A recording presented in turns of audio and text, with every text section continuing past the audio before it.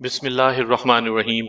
سامعین کرام، آپ سن رہے ہیں اردو کہانی خون کا بدلہ خون، جس کے مصنف ہیں طاہر جاوید مغل، اور یہ اس سلسلے کی قسط نمبر 4 ہے۔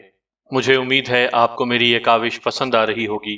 آپ نے اگر ابھی تک میرا چینل کہانی گھر سبسکرائب نہیں کیا تو ابھی میرے چینل کو سبسکرائب کر کے بیل نوٹیفیکیشن آن کر دیجئے تاکہ آنے والی ہر نئی کہانی کی اطلاع بر وقت آپ تک پہنچ سکے۔ میں دروازہ کھول کر بیٹھ گیا۔ بات تو تمہاری ٹھیک ہے، لیکن اس وقت تنہے تنہا تمہیں یہاں نہیں آنا چاہیے تھا۔ اب کی بار ملک بخت وغیرہ نے تمہیں پکڑ لیا تو کوئی رعایت نہیں برتیں گے۔ وہ بولی، اس سنسان راستے پر وہ آپ کے پیچھے پڑ جاتے تو رعایت انہوں نے آپ سے بھی نہیں کرنی تھی۔ اس کے ساتھ ہی اس نے گاڑی تیزی سے آگے بڑھا دی۔ شہر کی حدود میں داخل ہونے کے بعد میں نے ایک جگہ کملا کو گاڑی روکنے کا کہا۔ کیوں، خیریت ہے؟ وہ مجھے گہری نظروں سے دیکھتے ہوئے بولی۔ اس کی بڑی بڑی سیاہ آنکھوں میں ہر وقت ایک تجسس سا کروٹیں لیتا رہتا تھا۔ میں نے کہا، خیریت نہیں ہے۔ وہ سر تپا سوال بن گئی۔ میں نے اسے بتایا، ملک بخت بہت ڈھیٹ قسم کا آدمی ہے۔ وہ گل حسن کو کسی طرح کی رعایت دینے کو تیار نہیں، بلکہ میرا تو خیال ہے کہ جو رعایت اس نے دے رکھی تھی وہ واپس لے لے گا۔ کیا مطلب؟ کملا نے پوچھا۔ گل حسن نے ملک بخت سے چند ہفتوں کی مہلت مانگ رکھی ہے۔ غالباً وہ چاہتا ہے کہ خود کو ملک کے حوالے کرنے سے پہلے اپنی بیوی کا کوئی انتظام کر جائے۔ وہ اسے بے سہارا چھوڑنا نہیں چاہتا۔ میں نے اصلی بات کملا کو نہیں بتائی اور نہ ہی میں بتا سکتا تھا۔ در حقیقت گل حسن نے اپنے قاتلوں سے جو مہلت مانگی تھی وہ اپنے نام و نشان کے لیے تھی۔ اس کی آرزو تھی کہ خود کو اپنے دشمنوں کے حوالے کرنے سے پہلے اسے یہ اطمینان ہو کہ اس کی بیوی کے بطن میں اس کی نشانی موجود ہے۔ کملا بولی، آپ کا مطلب ہے کہ ملک بخت وغیرہ اب اپنی دی ہوئی مہلت کا خیال نہیں کریں گے؟ ہاں، ملک بخت کی باتوں سے تو میں نے یہی اندازہ لگایا ہے۔ اس کا خیال ہے کہ گل حسن نے شرائط کی خلاف ورزی کرتے ہوئے پولیس سے رابطہ کیا ہے، اور اسی رابطے کے نتیجے میں اس کے پیچھے لگا ہوں۔ کملا کچھ دیر گہری سوچ میں ڈوبی رہی، پھر بولی، آپ کی باتوں سے تو یہ اندازہ ہو رہا ہے کہ گل حسن کی زندگی کو فوری خطرہ لاحق ہے۔ ہاں، میں بھی یہی سوچ رہا ہوں، میں نے جواب دیا۔ میرے خیال میں اب اسے اور اس کی بیوی کو فوری طور پر چڑے والا چوک سے کہیں اور لے جانا ہوگا۔ مثلاً کس جگہ؟ کہیں بھی جہاں ملک بخت اور اس کے ہرکارے ان تک نہ پہنچ سکیں۔ ہم نے جہاں گاڑی روک رکھی تھی وہ جگہ چڑے والا چوک سے زیادہ دور نہیں تھی، بمشکل 10 منٹ کا راستہ تھا۔ میں نے کہا، کملا، اگر تمہیں کوئی اعتراض نہ ہو تو میں یہاں سے سیدھا گل حسن کے گھر جانا چاہوں گا۔ اس نے عجیب سے انداز سے میری طرف دیکھا اور ادا سے بولی، اسے اپنی ہی گاڑی سمجھیے اور مجھے اپنا ڈرائیور سمجھ لیجیے۔ جس طرف کا حکم دیں میں اس طرف روانہ ہو جاتی ہوں۔ پھر میرے کچھ کہنے سے پہلے اس نے گیئر لگایا اور گاڑی چڑے والا چوک کی جانب موڑ دی۔ کملا کے بارے میں مجھے اب تک جو معلومات حاصل ہوئی تھیں ان کے مطابق وہ ایک امیر کبیر براہمن فیملی کا فرد تھی۔ رپورٹنگ وہ صرف شوقیہ کرتی تھی۔ اس کے والد ولایت میں بزنس کرتے تھے اور کملا کو بھی اپنے ساتھ لے جانا چاہتے تھے۔ نہ جانے کیوں میری چھٹی حس کہہ رہی تھی کہ اگر ہم نے جلدی نہ کی تو آج رات گل حسن اور اس کی بیوی کے ساتھ کوئی حادثہ ہو جائے گا۔ میں نے تصور میں ان کی جوان لاشیں دیکھیں، خون میں نہائی ہوئی اور خاک میں لتھڑی ہوئی۔ ایک بار پھر وہی سوال میرے کانوں میں گونجنے لگا جو کچھ عرصہ پہلے گل حسن کی بیوی سمر نے گورداسپور کے تھانے میں مجھ سے کیا تھا۔ کیا میرے خاوند کو کوئی نہیں بچا سکتا؟ کیا اس بھرے پورے شہر میں کوئی ایسا نہیں جو قاتلوں کا ہاتھ روک سکے؟ قریباً 10 منٹ بعد ہماری گاڑی گل حسن کے گھر کے سامنے رک رہی تھی۔ میں نے 2 سادہ پوش گھر کی نگرانی پر لگا رکھے تھے، ان میں ایک بلال شاہ بھی تھا۔ جو ہی میں کملا کی سرخ گاڑی سے نکلا، بلال شاہ ایک کریانہ فروش کی دکان سے اٹھ کر میرے قریب آ گیا۔ میں نے اس سے پوچھا، گل حسن گھر میں ہے؟ بلال شاہ نے اپنا گھڑے جیسا سر انکار میں ہلایا۔ نہیں خان صاحب، وہ تو گھر والی کے ساتھ سیر سپاٹے کو نکلا ہوا ہے، میرا خیال ہے فلم وغیرہ دیکھنے گئے ہیں۔ میں نے کانسٹیبل طفیل کو ان کے پیچھے بھیج دیا تھا، خود یہاں پہرا دے رہا ہوں۔ میں نے گھڑی دیکھی، 11:30 بج رہے تھے۔ اس کا مطلب تھا کہ اگر وہ فلم دیکھنے بھی گئے ہیں تو اب واپس آنے والے ہوں گے۔ بلال شاہ نے کہا، کیا بات ہے جی، کوئی خطرے والا معاملہ ہے؟ میں نے کہا، اگر خطرے والا معاملہ ہے تو تم کیا کرو گے؟ وہ بولا، جو آپ حکم دیں گے جی۔ ویسے بھی آج تو میں زندگی سے اکتایا ہوا ہوں، دانت میں اتنا سخت درد ہو رہا ہے کہ جی چاہتا ہے خودکشی کر لوں۔ اگر یہ زندگی آپ کے کام آ گئی تو اس سے اچھی اور کون سی بات ہے؟ میں نے کہا اتنی آسانی سے مرنے والے نہیں ہو تم، باقی دانت کے درد کے اور بھی بہت سے علاج ہیں، جن سے ایک یہ ہے کہ درد کی دوا کھا لو۔ وہ بولا دوا کھانے ہی سے تو درد ہوا ہے، پہلے بھوک نہیں لگتی تھی، بھوک کھولنے کے لیے گلے قند کھائی تو ہیضہ ہو گیا، ہیضہ روکنے کے لیے انگریزی دوائی کھائی تو گردے میں درد ہونے لگا۔ محلے کے حکیم صاحب نے کہا کہ دبل کر یعنی دبا کر لسی پیو، لسی لسی کا تو آپ کو پتا ہے کہ میں پہلے ہی دبل کر پیتا ہوں، بس ذرا زیادہ ہی پی لی، موسم بھی ٹھنڈا ہے، یہ دانت کا درد شروع ہو گیا۔ اب تو پتہ نہیں کیا ہوتا جا رہا ہے دواؤں کو بھی، ایک بیماری ٹھیک ہوتی نہیں، دو نئی شروع ہو جاتی ہیں۔ اب میری گھر والی ہی کو دیکھیں، اسے پرسوں صبح گوڈے میں ٹیس اٹھی، اتنی شدید ٹیس تھی کہ غسل خانے ہی میں گر کر لوٹ پوٹ ہونے لگی۔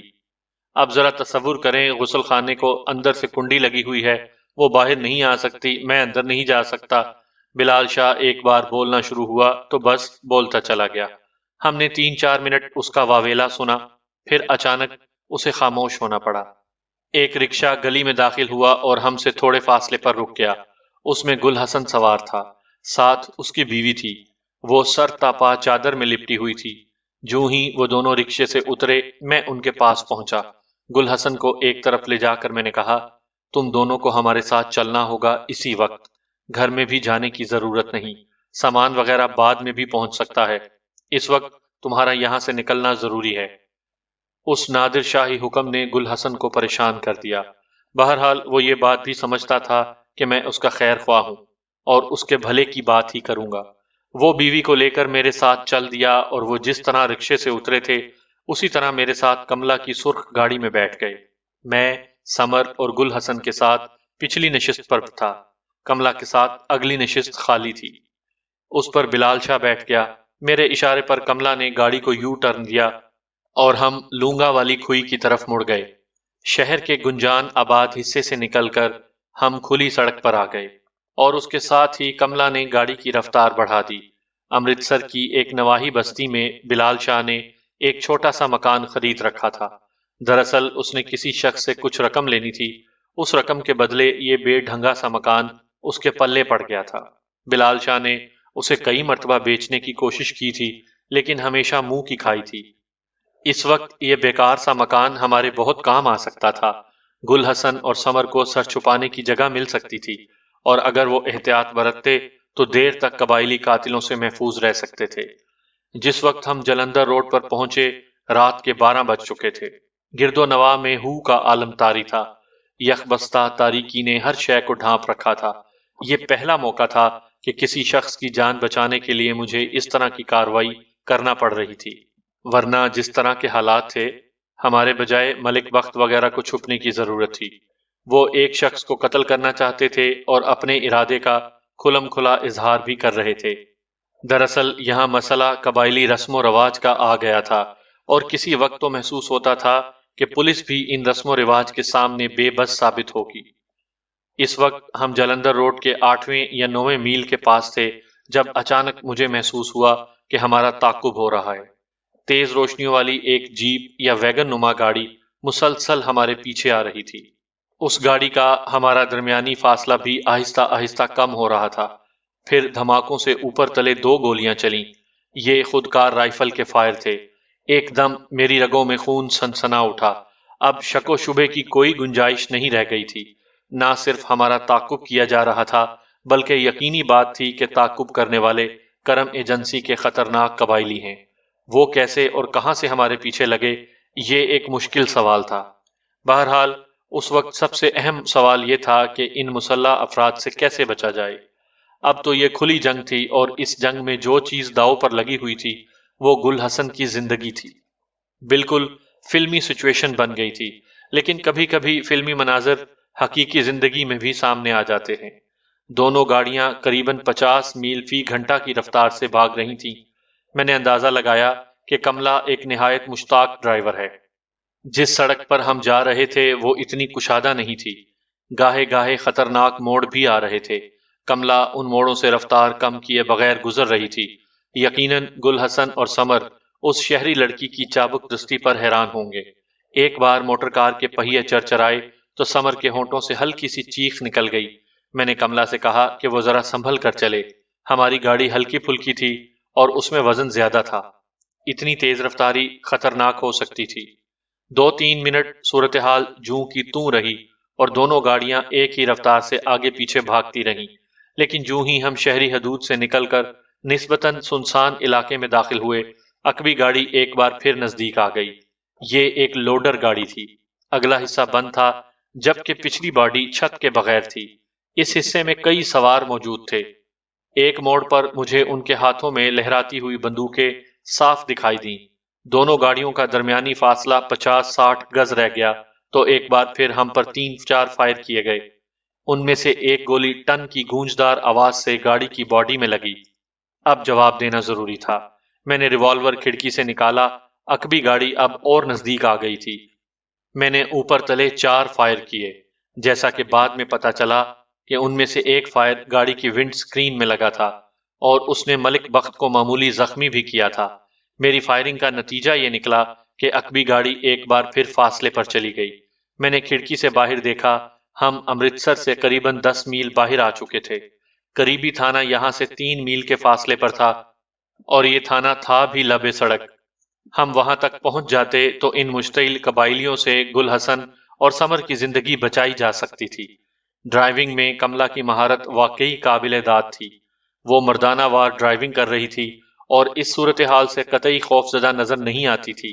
جب وہ تیزی سے گاڑی موڑتی تو اگلی سیٹ پر بیٹھا ہوا بلال شاہ عجیب سے انداز سے ایک طرف جھک جاتا، جیسے اپنے بھاری بھرکم جسم کے زور سے گاڑی کو الٹنے سے بچا رہا ہو۔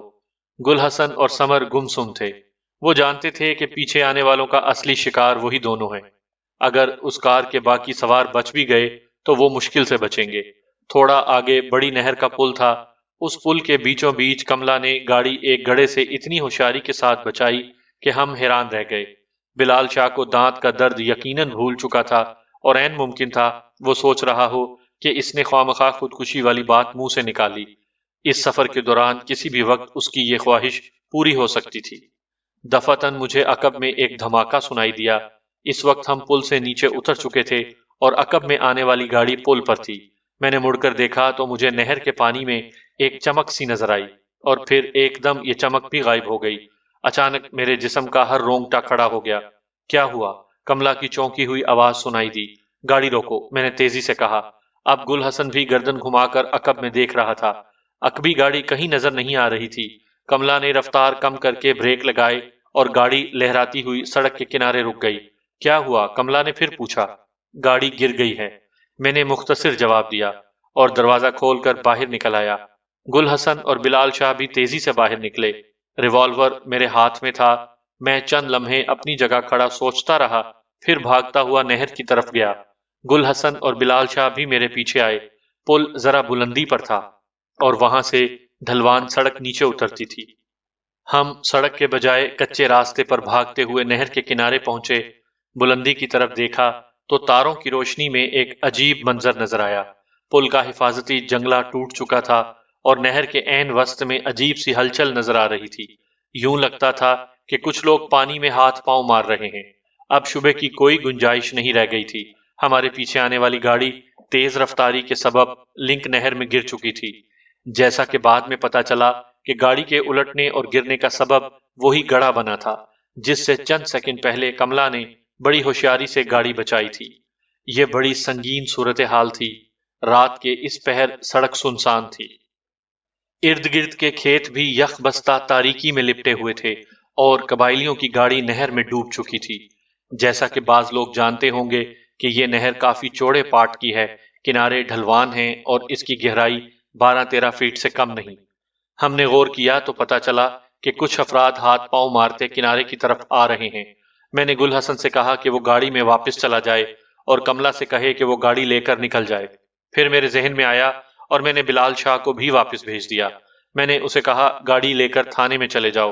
ایس ایچ او کا نام کمل سنگھ ہے، اسے بتاؤ کہ نہر میں گاڑی گر گئی ہے۔ وہ فوراً کچھ بندے لے کر پہنچے۔ بلال شاہ نے اپنا مٹکا سا سر ہلایا اور تون مٹکاتا ہوا گل حسن کے پیچھے لپک گیا۔ چند سیکنڈ بعد نہر میں گرنے والے افراد میں سے پہلا شخص کنارے پر چڑھ آیا۔ میں اسے پہچان گیا۔ وہ سعد خان کا وہی ساتھی تھا جس نے ٹال پر ہونے والے جھگڑے میں مجھ پر 2 فٹ لمبا چھرا نکالا تھا۔ اس کی پیشانی خون سے تر تھی اور ایک بازو کی حرکت سے اندازہ ہوتا تھا کہ وہ ٹوٹ چکا ہے۔ کنارے پر پہنچ کر اس نے نگاہ اپنے عقب میں ڈالی اور پھر بے حد ہانپی ہوئی آواز میں بولا، خدا کا واسطہ کچھ کرو، ملک بخت اور سعد خان نہر میں ڈوب گیا ہے۔ وہ گاڑی کے اگلے حصے میں بیٹھا تھا، ابھی تک باہر نہیں نکل سکا۔ ملک بخت اور سعد خان قبائلی قاتل تھے، لیکن اس کے ساتھ ساتھ وہ انسان بھی تھے، اور انسان کی زندگی بچانا دوسرے انسان کا اولین فرض ہوتا ہے۔ مجھے ایک سیکنڈ کے لیے بھی نہیں سوچنا پڑا کہ مجھے نہر میں چھلانگ لگانی چاہیے یا نہیں۔ مجھے چھلانگ لگانا تھی، سو میں نے لگا دی، لیکن اس سے پہلے میں اپنا ریوالور قریبی جھاڑیوں میں پھینکنا نہیں بھولا۔ پانی سرد اور بہاؤ تیز تھا۔ میرے قریب سے چند قبائلی الٹے سیدھے پاؤں چلاتے گزرے۔ وہ بس اتنا ہی تیرنا جانتے تھے کہ اپنی جان بچا سکتے تھے، اور جان بچانے کے لیے وہ کنارے تک پہنچنے کی کوشش کر رہے تھے۔ پہاڑوں میں رہنے والے لوگوں کا واسطہ ایسے دریا نما پانیوں سے کہاں پڑتا ہے؟ وہاں چھوٹے موٹے ندی نالے ہوتے ہیں جن میں تیرنا بھی مشکل ہوتا ہے۔ یہ چوڑے پاٹ کی رواں دواں نہر تھی، اور اس میں تیرتے ہوئے کوہستانیوں کو آٹے دال کا بھاؤ معلوم ہو گیا تھا۔ میں نہر کے وسط میں پہنچا تو ایک مقام پر پانی میں ہلچل محسوس ہوئی۔ یہ جگہ پل کے درمیانی ستونوں کے بالکل قریب تھی۔ میں نے غوطہ لگایا اور سرد پانی میں اترتا چلا گیا۔ چند لمحے بعد میرے ہاتھوں نے جس شے کو چھوا وہ کسی گاڑی کا سائلنسر تھا۔ میں نے دیوانوں کی طرح ہاتھ چلائے اور مجھے اندازہ ہوا کہ یہ لوڈر اس طرح تہ میں بیٹھا ہے کہ چھت نیچے اور پہیے آسمان کی طرف ہیں۔ میں نے تھوڑی سی کوشش کی اور ایک دروازے کے ہینڈل تک پہنچ گیا۔ دروازے کے اندر سے دھم دھم کی آواز آ رہی تھی، جس سے پتا چلتا تھا کہ لوڈر کے ڈرائیونگ کیبن میں جو کوئی بھی ہے زندہ ہے اور باہر نکلنے کی کوشش کر رہا ہے۔ اسی دوران میرا سانس ٹوٹنے لگا۔ میں ہاتھ پاؤں مار کر پانی کی سطح پر آیا، چند گہرے سانس لیے، حواس بحال کیے اور ایک بار پھر تہ خانے میں اتر گیا۔ گاڑی پانی میں ڈوبے اب 2 منٹ سے زائد ہو چکے تھے۔ اگر 1-2 منٹ کے اندر ڈوبنے والوں کو باہر نہ نکالا جاتا تو پھر ان کا بچنا محال تھا۔ دوسرے غوطے میں سیدھا دروازے کے ہینڈل تک پہنچا۔ حادثے کے سبب دروازہ پھنس چکا تھا اور اس کا کھلنا محال تھا۔ دھم دھم کی مدھم آواز اب اور مدھم ہو چکی تھی۔ میں تیر کر دوسرے دروازے کی طرف گیا۔ اس دروازے کا ہینڈل ڈھونڈنے میں 10-15 سیکنڈ مزید لگ گئے، لیکن جو ہی ہینڈل میرے ہاتھ میں آیا میں نے ایک جھٹکے سے دروازہ کھول دیا۔ میرا سانس اب ٹوٹنے والا تھا، لیکن سانس لینے کے لیے میں دوبارہ پانی کے اوپر آتا تو لوڈر کے اندر پھنسے ہوئے افراد کا کام تمام ہو جاتا۔ میں نے رہی صحیح ہمت جمع کی اور دروازے کے خلا میں دائیں بائیں ہاتھ گھمایا۔ ایک کپڑا میرے ہاتھ میں آیا۔ یہ کسی کے کوٹ کا کالر تھا۔ میں نے یہ کالر پکڑا اور کوٹ والے کو کھینچتا ہوا باہر لے آیا۔ میرے پھیپڑے پھٹنے والے تھے اور کوٹ والا ابھی تک گاڑی کے کسی حصے سے الجھا ہوا تھا۔ میں نے بمشکل اسے چھڑایا اور پانی کی سطح پر لے آیا۔ کنارے سے شور و غل کی آوازیں آ رہی تھیں۔ میرے ہاتھ پاؤں شل ہو رہے تھے۔ چند سیکنڈ تیرنے کی ہمت بھی نہیں تھی۔ میں پل کے ستون سے چمٹ گیا۔ میرا ایک ہاتھ ستون کے ایک شکستہ خلا میں تھا اور دوسرے ہاتھ سے میں نے کوٹ والے کا سر پانی سے باہر نکال رکھا تھا۔ آثار بتا رہے تھے کہ وہ شخص بے ہوش ہے یا مر چکا ہے۔ میں نے تاروں کی مدھم روشنی میں غور سے اس کا چہرہ دیکھا۔ وہ ملک بخت تھا۔ نہر کے حادثے میں کوئی شخص ہلاک نہیں ہوا، اور یہ ایک معجزہ ہی تھا۔ جیسا کہ میں نے بتایا ہے کہ یہ لوڈر آگے سے بند تھا۔ سعد خان اور ملک بخت اسی حصے میں پھنس گئے تھے۔ ملک بخت کے سر میں شدید چوٹ آئی تھی اور وہ گرتے ساتھ ہی بے ہوش ہو گیا تھا۔ ہاں، سعد خان ہوش میں رہا تھا اور پانی میں ڈوبنے کے بعد بھی دروازہ کھولنے کی کوشش کرتا رہا۔ دروازہ کھول کر میں نے ملک بخت کو باہر نکال لیا تھا۔ ملک بخت کے نکلنے کے بعد سعد خان کے لیے نکلنا بھی ممکن ہو گیا تھا، اور وہ کھلے ہوئے دروازے میں سے ہو کر سطح آب پر آ گیا تھا۔ چونکہ اس وقت تک بلال شاہ پولیس لے کر نہیں پہنچا تھا، لہٰذا تمام قبائلی کنارے پر جمع ہو کر شور و غل کرنے لگے تھے۔ ان کی سمجھ میں کچھ نہیں آ رہا تھا کہ اپنے ڈوبنے والے سردار کی مدد کیسے کریں۔ اندھیرے کی وجہ سے وہ یہ نہیں دیکھ سکے تھے کہ میں ملک بخت کو باہر نکال لایا ہوں اور اب پل کے نیچے ستون کا سہارا لے کر سانسیں درست کر رہا ہوں۔ اسی دوران بلال شاہ پولیس کی گاڑی لے کر پہنچ گیا۔ دراصل یہ گشتی پولیس کے اہلکار تھے جو بلال کو راستے میں مل گئے تھے۔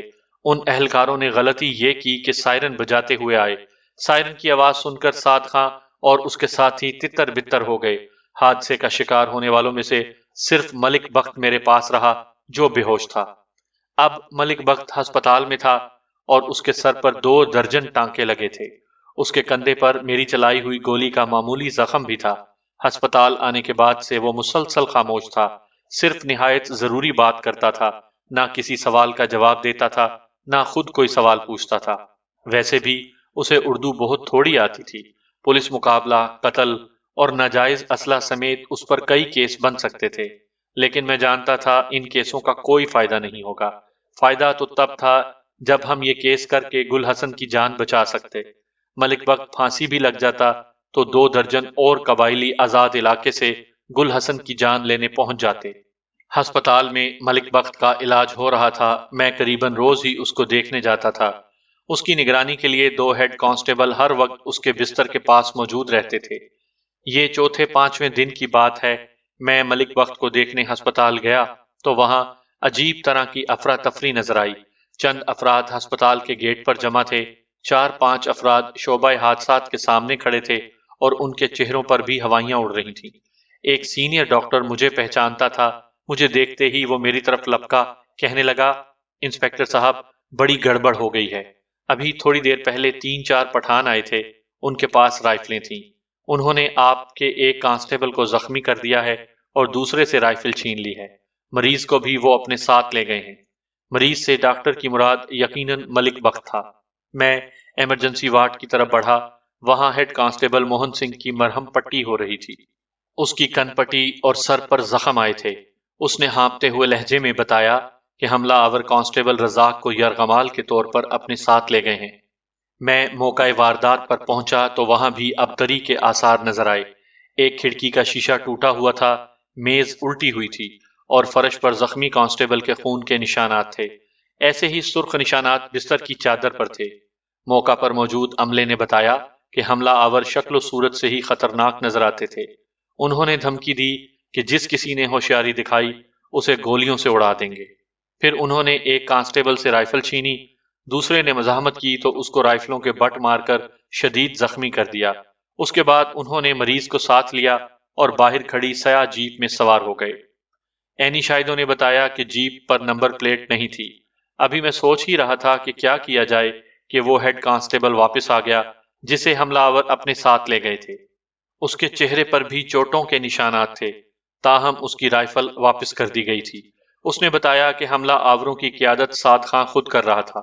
وہ لوگ اسے یرغمال بنا کر ساتھ لے گئے تھے، لیکن اگلے چوک میں انہوں نے اسے جیپ سے اتار دیا۔ اس نے اپنی رائفل مانگی تو وہ بھی خالی کر کے نیچے پھینک دی گئی۔ اب پانی سر سے گزر چکا تھا۔ قبائلیوں کے سلسلے میں نے بہت تحمل سے کام لیا تھا، کئی موقعوں پر انہیں رعایتیں دی تھیں اور کوشش کی تھی کہ کسی طرح ان کے دل میں نرم گوشہ پیدا ہو جائے، یہ جانتے ہوئے بھی کہ گل حسن کے سسر ابراہیم خان کو ملک بخت وغیرہ نے قتل کرایا ہے۔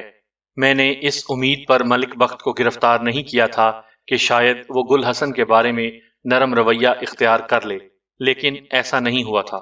کچھ اور نہیں تو یہ لوگ اس بات کا ہی خیال کرتے کہ چند روز پہلے میں نے کس طرح اپنی جان خطرے میں ڈال کر ان کی جانیں بچانے کی کوشش کی تھی۔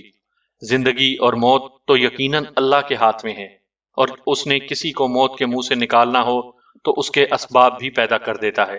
مگر اس رات سعد خان اور ملک بخت جس بری طرح گاڑی میں پھنس گئے تھے، اپنی کوشش سے باہر نکل آنا ان کے لیے ممکن نہیں تھا۔ سوچ بچار کے بعد میں اس نتیجے پر پہنچا کہ اب ان قبائلیوں کو مزید ڈھیل دینا مناسب نہیں۔ گل حسن اور سمر کو میں نے امرتسر کی ایک نواحی بستی میں واقعہ بلال شاہ کے مکان پر پہنچا دیا تھا۔ وقتی طور پر وہ تو محفوظ تھے، لیکن کتنی دیر تک محفوظ رہیں گے اس کے بارے میں کچھ نہیں کہا جا سکتا تھا۔ جیسا کہ میں نے بتایا ہے، قبائلی خاصی بڑی تعداد میں موجود تھے اور پورے شہر میں پھیلے ہوئے تھے۔ رات کو ہیڈ کوارٹر میں ایس پی مدن لال کے ساتھ ہماری میٹنگ ہوئی۔ طویل صلاح مشورے کے بعد یہ طے پایا کہ قبائلیوں کے خلاف بھرپور کارروائی کی جائے، جہاں جہاں ان کا سراغ ملے چھاپا مارا جائے، مزاحمت پر بے دریغ گولی چلائی جائے اور گرفتار کر کے ان پر سخت کیس بنائے جائیں۔ ایس پی کا خیال تھا کہ یہ کارروائی آج رات ہی شروع کر دی جائے۔ اس نے کارروائی کے لیے مجھے 2 قریبی تھانوں کی فورس بھی مہیا کر دی اور دیگر ضروری ہدایات بھی دے دیں، لیکن نہ جانے کیا بات تھی، میرا دل کہہ رہا تھا کہ مجھے تھوڑا انتظار اور کرنا چاہیے، ہو سکتا ہے کوئی انہونی ہو جائے۔ اگر ان لوگوں میں تھوڑی بہت انسانیت تھی تو وہ اپنا رویہ تبدیل کرنے کے بارے میں سوچ سکتے تھے، اور انہیں سوچنا چاہیے تھا۔ جیسا کہ میں کئی بار کہہ چکا ہوں، بعض اوقات انسان کی ناکامی اور کامیابی میں بہت معمولی سا فرق ہوتا ہے۔ جہاں برداشت جواب دینے والی ہوتی ہے، وہاں انتظار ختم ہو جاتا ہے۔ جس جگہ مایوسی انتہا کو پہنچ جاتی ہے، وہیں سے امید کی کرن پھوٹ نکلتی ہے۔ اس رات میں اپنے دفتر میں موجود تھا اور سخت تذبذب کے عالم میں بیٹھا تھا۔ کم و بیش 5 گاڑیاں اور 50 جوان تھانے میں موجود تھے۔ قبائلیوں کے خلاف کارروائی کی پوری تیاری ہو چکی تھی۔ مخبروں نے جو رپورٹیں دی تھیں، ان کے مطابق شہر میں کم از کم 4 جگہوں پر کامیاب چھاپے مارے جا سکتے تھے۔ اس وقت رات کے 9:30 بجے تھے جب میرے سنتری نے بتایا کہ ایک کمبل پوش شخص مجھ سے ملنا چاہتا ہے۔ سنتری نے یہ بھی بتایا کہ وہ اپنے حلیے اور بول چال سے پٹھان نظر آتا ہے۔ پٹھان کے ذکر پر میں چونکا اور میں نے سنتری سے کہا کہ وہ ملاقاتی کو فوراً اندر لائے۔ چند لمحے بعد دروازے کے پردے میں حرکت پیدا ہوئی اور ایک لہیم شہیم پٹھان اندر آ گیا۔ اس نے منہ سر کمبل میں لپیٹ رکھا تھا۔ میں دیکھتے ہی پہچان گیا وہ سعد خاں تھا۔ اس کے کمبل میں رائفل چھپی ہوئی تھی، لیکن میں بھی ریوالور سے مسلح تھا اور مجھے یقین تھا کہ اگر سعد خاں کسی بری نیت سے آیا ہے تو اس کی رائفل سیدھی ہونے سے بہت پہلے میرا ریوالور اس کی پیشانی سے جا لگے گا۔ کیسے آئے ہو سعد خاں؟ میں نے پوچھا۔ وہ ٹھہرے ہوئے لہجے میں بولا، مجھے ملک بخت نے تمہاری طرف بھیجا ہے۔ کیوں؟ اب کیا کسر رہ گئی ہے؟ میں نے پوچھا۔ وہ میرے طنز کو نظر انداز کرتے ہوئے بولا، تم نے ایک بار کہا تھا کہ تم گل حسن کی جان بچانا چاہتے ہو۔ اب اس بارے میں بات کرنے کے لیے آیا ہے۔ میں نے ٹوپی اتار کر میز پر رکھی اور سگریٹ سلگاتے ہوئے کہا، کیا کہنا چاہتے ہو؟ وہ بولا، یہاں ہمارا بات چیت کوئی سنے گا تو نہیں؟ میں نے کہا، بے فکر ہو کر کہو، یہ جگہ ہر طرح کی گفتگو کے لیے مناسب ہے۔ اس نے نسوار کی چٹکی ہونٹ میں رکھتے ہوئے کہا، ملک بخت اکبر کا سگا چچا ہے اور تم جانتا ہی ہے کہ اکبر خان کو گل حسن نے قتل کیا تھا۔ جرگے کا فیصلہ ہے کہ اکبر خان کے بدلے گل حسن کو قتل کیا جائے۔ ہم لوگ جرگے کا فیصلہ منوانے کے لیے اپنی جان کی بازی لگا دیتا ہے۔ پولیس تو رہا ایک طرف، فرنگی فوج بھی دیکھ چکا ہے کہ ہم قدم اٹھا کر پیچھے نہیں ہٹاتا، لیکن تم چند روز پہلے جس طرح ہمارا مدد کیا ہے وہ ہمارے دماغ میں ہے۔ ہم چاہتا ہے کہ گل حسن کے بارے میں تم سے بات کرے۔ میں نے سنتری کو بلا کر سعد خاں کے لیے چائے منگوائی اور اس سے کہا کہ وہ جاتے ہوئے کمرے کا دروازہ بند کر دے۔ سعد خاں بولا، صرف ایک صورت ہے جس میں گل حسن کا جان بخشی ہو سکتا ہے، اور یہ بھی ملک بخت بہت رعایت کر رہا ہے، ورنہ اس سے پہلے وہ اور مقتول اکبر کا دوسرے رشتہ دار ایسی بات سننے کے لیے بھی تیار نہیں تھا، اور وہ یہ بات ہے کہ ہمارے قبیلوں میں سورہ نامی ایک رسم ہوتا ہے۔ اس رسم کے مطابق اگر قاتل کا خاندان اپنی کسی لڑکی کا رشتہ مقتول کے خاندان کو دے دے تو ان میں صلح ہو جاتا ہے۔ گل حسن کے خاندان میں ایک شاہینہ نام کی لڑکی ہے، وہ رشتے میں گل حسن کا تایا زاد بہن ہے۔ اگر اس لڑکی کا رشتہ مقتول کے چھوٹے بھائی سے ہو جائے تو یہ جھگڑا ختم ہو سکتا ہے۔ مجھے معلوم تھا کہ قبائلیوں میں اس طرح بھی جھگڑوں کا فیصلہ ہوتا ہے، تاہم سعد خاں کی بات سنتے ہی یہ چیز میری سمجھ میں آ گئی کہ وہ گل حسن کی جان چھوڑنے کے لیے جو شرائط بیان کر رہا ہے وہ اتنی آسان نہیں ہوگی۔ ضرور ایسی کوئی بات ہوگی جس کے سبب شاہینہ نامی اس لڑکی کا رشتہ مقتول کے بھائی کا ملنا ناممکن ہوگا۔ میں نے کہا، یہ لڑکی کسی کی منگیتر یا بیاہتا تو نہیں ہے؟ سعد خان نے انکار میں سر ہلا دیا۔ میں نے کہا، کوئی اور دعوے دار ہے اس لڑکی کا؟ وہ بولا، نہیں، ایسا بھی کوئی بات نہیں ہے۔ اگر گل حسن کوشش کرے تو اس لڑکی کا رشتہ مقتول کے بھائی سے ہو سکتا ہے، لیکن ہم جانتا ہے وہ کوشش نہیں کرے گا، حالانکہ یہ شادی بالکل جوڑ کا شادی ہوگا، اور ہو سکتا ہے کہ دلہا کے ساتھ ساتھ دلہن بھی اس شادی پر راضی ہو جائے۔ سعد خان مجھ سے پہیلیاں بجھوا رہا تھا۔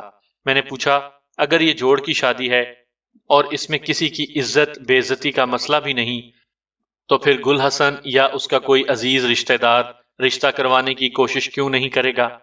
سعد خان نے کہا، وہاں سدا کے قریب چانڈی نامی گاؤں میں ایک اللہ لوک پیر پالے ہے، ارد گرد کا علاقے میں اس کو بہت مانا جاتا ہے، ہندو اور سکھ تک اس کی پوجا کرتا ہے۔ شاہینہ اسی پیر پالے کا خادمہ ہے۔ وہ پیر پالے کے حجرے میں رہتا ہے اور بہت ضرورت کے وقت باہر نکلتا ہے۔ اب وہ ساری زندگی پیر پالے کی خانقاہ پر گزارے گا۔ یہی وہاں کا دستور ہے۔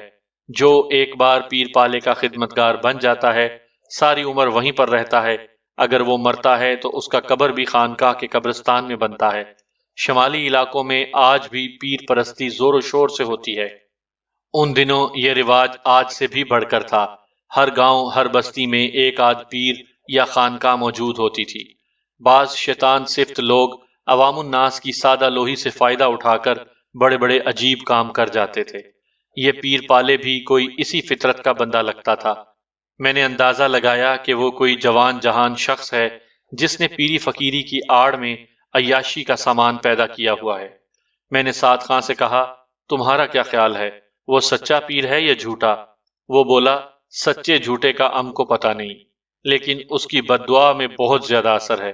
وہ جس پر غصہ کرتا ہے اس کا خانہ خراب ہو جاتا ہے۔ ہم نے لوگوں کو کوڑے ہو کر مرتے اور کوڑی کوڑی کا محتاج ہوتے دیکھا ہے۔ تو اسی لیے تم یہ سمجھتے ہو کہ گل حسن خون بہا میں اس لڑکی کا رشتہ مقتول کے خاندان میں نہیں دے سکتا؟ ہم نے کب کہا کہ وہ رشتہ نہیں دے سکتا؟ وہ کوشش کرے تو ایسا کر سکتا ہے، لیکن وہ ایسا کرے گا نہیں۔